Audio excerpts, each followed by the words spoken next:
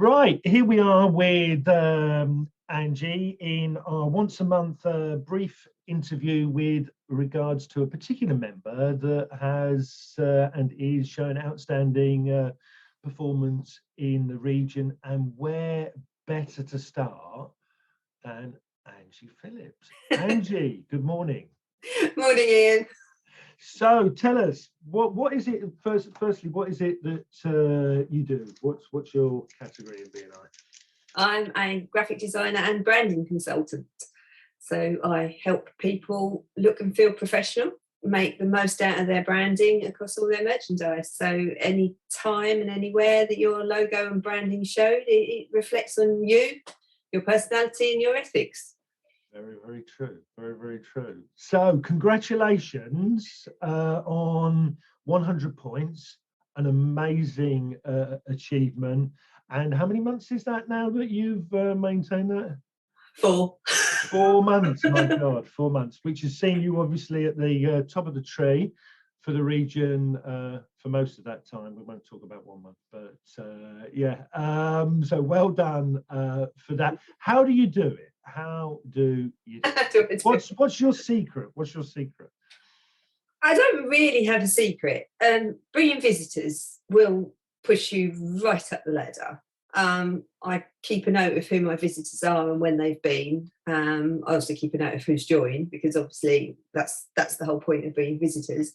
But it's also to get a bit of energy in the room and introduce them to other people in the group. So I don't always worry about they're definitely going to join. I want them to see BNI. I want them to see what we do, how we pass business, and what the possibilities are.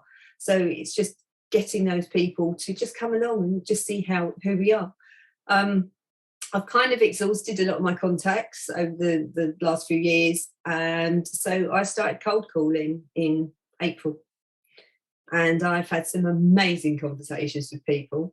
The first cold call, I have to tell you, was a total mess, and I ended up apologising and ringing off really, really fast.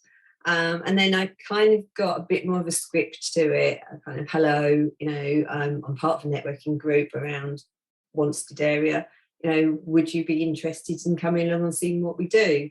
And I think I've had somebody put the phone down on me once, which I think is pretty good, actually. That's really good. So, visitors, just cold calling. And as I said, some of the conversations have been amazing. So, 2 questions on that. As a result of those calls, have you had any clients for your business come about? No, not actually. Sadly, one was a possibility, and she was interested in kind of talking more because she was part of a group, and they often use designers. So she took my details, but actually haven't had anything from it. Part B of that one question is also, have you not, in terms of the visitors that you've invited and then they've come and visited or possibly subsequently joined, have you had any work, or have other people within the group presumably have had work? Yeah, I think so.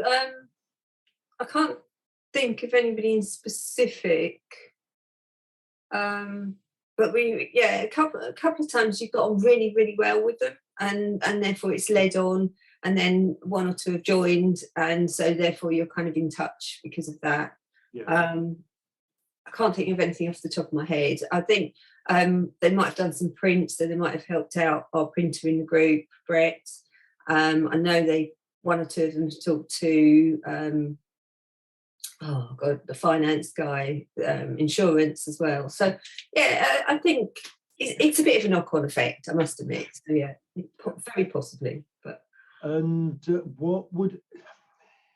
you're obviously quite confident in terms of making those calls. I'm now, yeah. And what would your advice be to somebody who's not used to doing that, who's not done that before, in terms of taking that leap and giving it a go? Sketch out what you want to say. You don't have to obviously stick to it, because otherwise you'll sound like a robot. But at the end of the day, you're not going to see these people. If they say no and they're not interested, you're not going to see them again. You're not going to speak to them again. So what exactly have you got to lose? You know, even if you, how can you muck it up as well? Yes, you can be too pushy, and I think that will put people off. If they say no, then you kind of leave it and go, well, look, thank you ever so much. Do you know anybody else who would be interested? You know, if you do, would you mind letting, you know, passing our details on? You can do that, but it's just being friendly and open, I think. So I think a lot of people don't do it because it's just that fear of people saying no, isn't it? Like you say, and also I think a lot of people feel that they have to be somebody else. Does that make sense? As in they have to, you know, I've got to be some hard salesperson when I'm ringing these people and so on. Whereas it's best just to be yourself, isn't it? I think. But, and be upfront. I mean, I do believe in saying it's BNI. I might not say it straight away, but it will be, yeah, we're part of a BNI global group.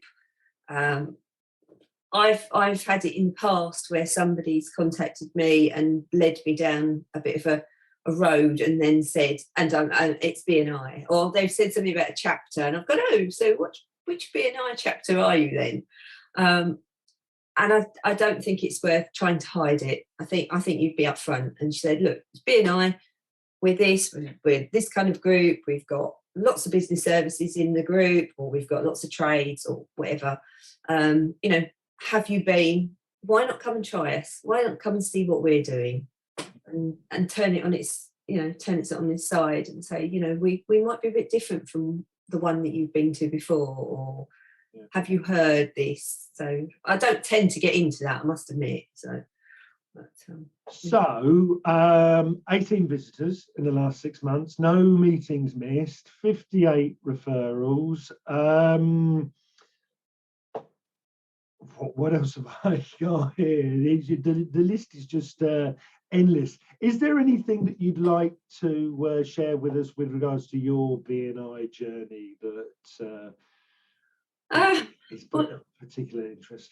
One thing about building your traffic light score, the only thing you're not in control of is the thank you for the business.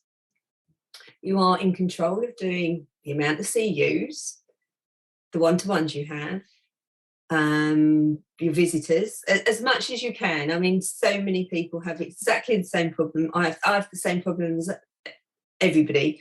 You invite them, they don't turn up. It happens to us all. It's nothing special with me. That's the whole point of this. I don't do anything different or special that anybody else across the region could do, ever. I just don't. I'm a little bit competitive, I must admit. But the thank you for the business is the only thing that you're not in control of, because you can chase people to get thanked, but you can't always get it. So that is the only thing, and that's only 5 or 10 points. So if you're doing your testimonials, if you're doing your referrals and your one-to-ones and your CUs, you should be fairly up at the top in the green anyway. Yeah. And rather embarrassingly, I'm not entirely sure of the figure on thank you for the business, but to get maximum points, it's not 7,500. All right, okay. And I know all the stats. Right, okay. So, but for an established member, that's not, you know, that's not insurmountable, is it? No. My BNI journey. A lot of people have heard this. I said I'd never join BNI. I spent 10 years networking everywhere else and visited a few, didn't like it.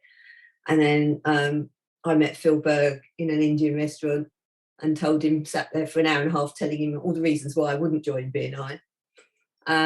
18 months later, I walked into our first training and went, hello.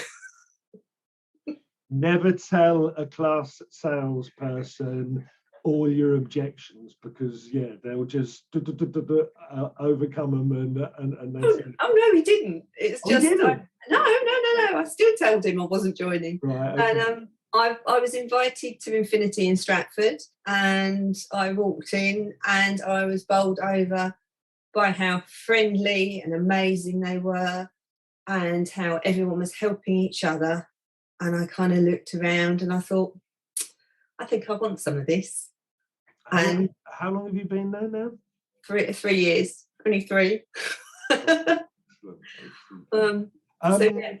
Lastly, just to finish off, one thing that I wanted to ask you is you're quite active in terms of roles.